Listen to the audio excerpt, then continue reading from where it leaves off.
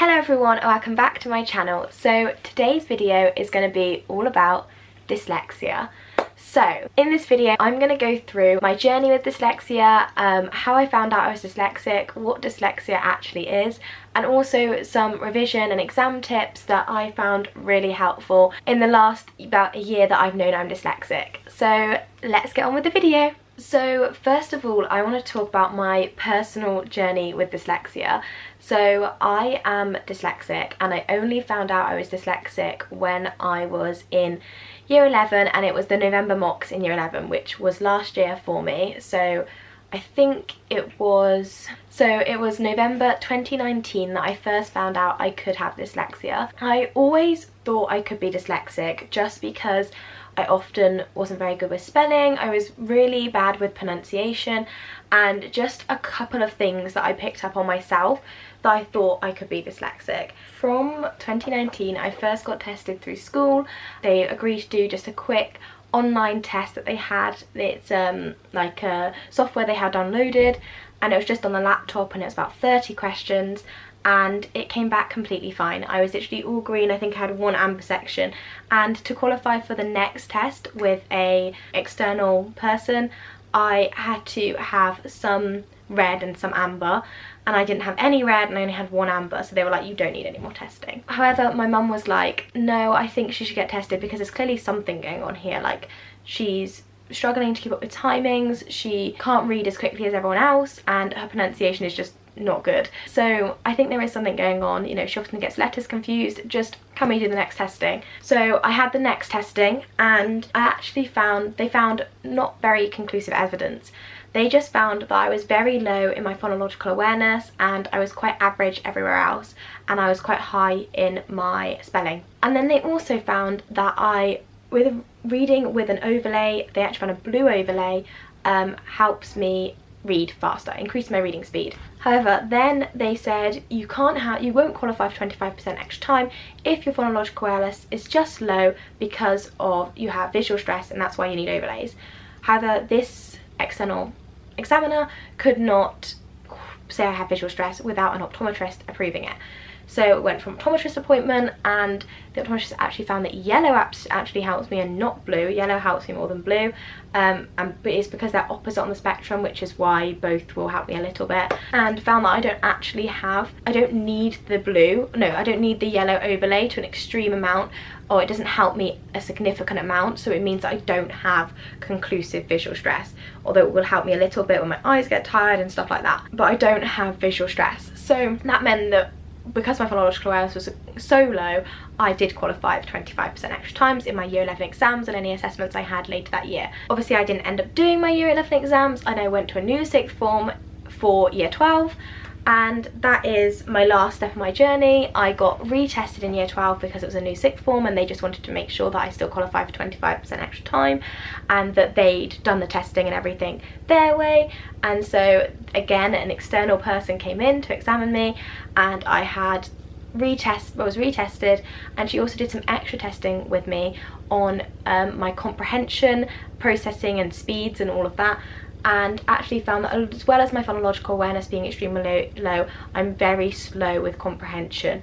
And so my comprehension actually qualified me for 25% extra time on its own because it was so low.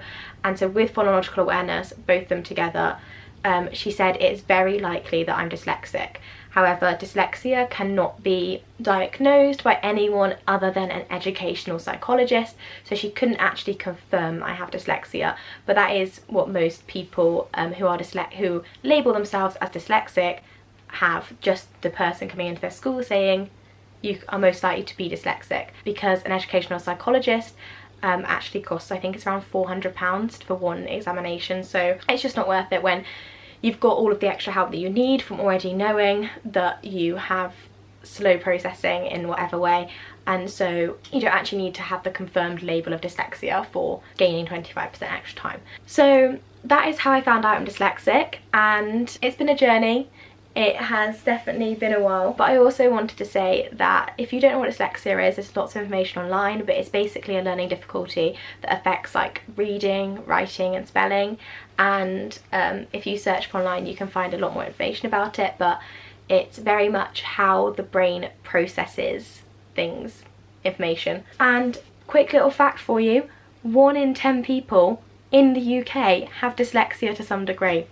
Crazy. So most likely a few people in your class have dyslexia. Anyways, now on to some revision tips for helping you revise, whether you're dyslexic or not, but these are aimed to dyslexic people. So first big exam tip is make sure that you get everything that you need, as in talk to your Senko officer at school or whoever deals with the extra time and who organises everything for anyone with learning difficulties. Talk to them and understand what you are allowed to have and what you think would help you. So for me, I have 25% extra time. I'm also allowed to take colour overlays into my exams, and it's been recommended that I sit near the front of the class, and that's about it. And I don't actually sit near the front of the class in most of my classrooms, but it's been recommended that helps me. Anyways, make sure that you're talking to your Senko person, and if you need something, let them know. I know some people opt for laptops instead of their 25% extra time, or have a laptop and 25% extra time if that's what they need. Some people have different things they take into the exams that help them with reading and writing and all different things. I think you can also request you have a reading pen which reads questions to you if that's what you really struggle with.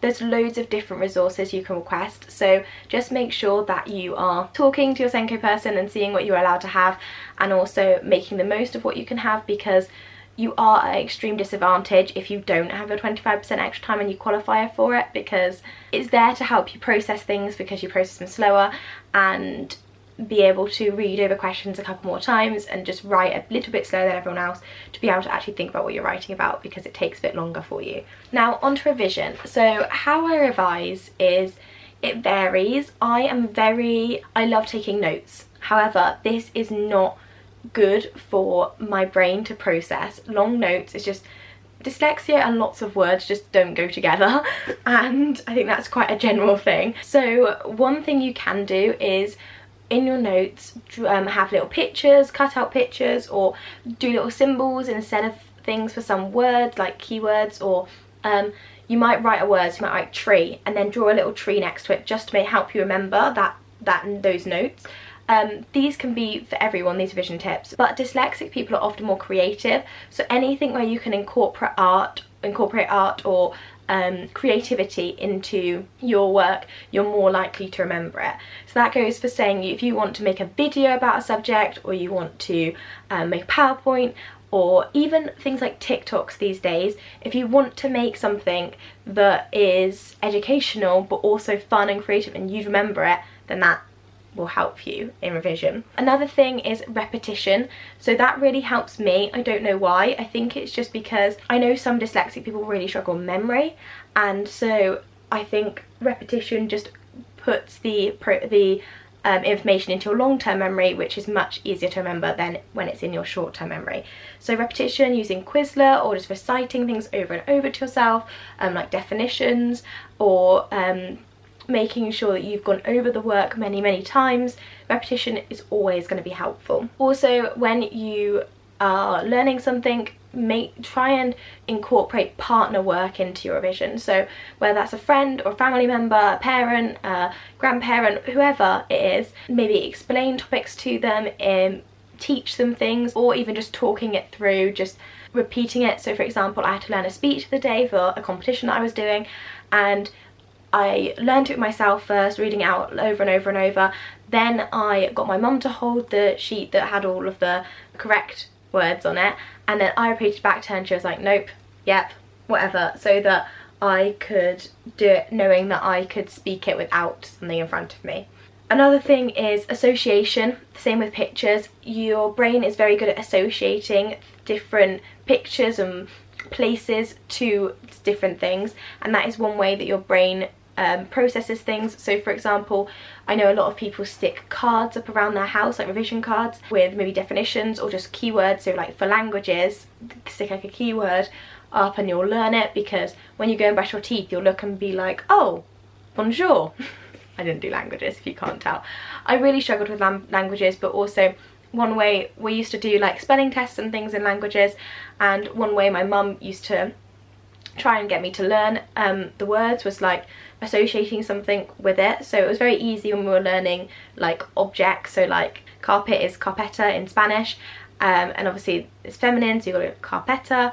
And then there was other things that you just break up the word and find different words that can be associated with. That really helped me because that was the way my brain processed it and how it with spelling. But yeah, just try and find similar words, funny ways of learning stuff, because the more creative you can be with your revision, the more likely you are to remember things and remember them for a long time, so you're not having to revisit them over and over. And then the other thing is, if you have lots of keywords and you really struggle with spellings, then make sure you're doing like regular spelling tests, kind of like primary school, where you're coming back and over those words, making sure you can spell them, so that in the exam you're not dropping any marks for spelling, because we don't get, even though dyslexic people really struggle with spelling, we don't get any benefits for helping us spell or marks award marks, not having marks drops for spelling. We don't get any of that. So just make sure that you're getting the easy marks in the exam, like spelling the correct words. So if you've got any keywords to learn, just make a little like spelling list and get someone to test you, or try and test yourself.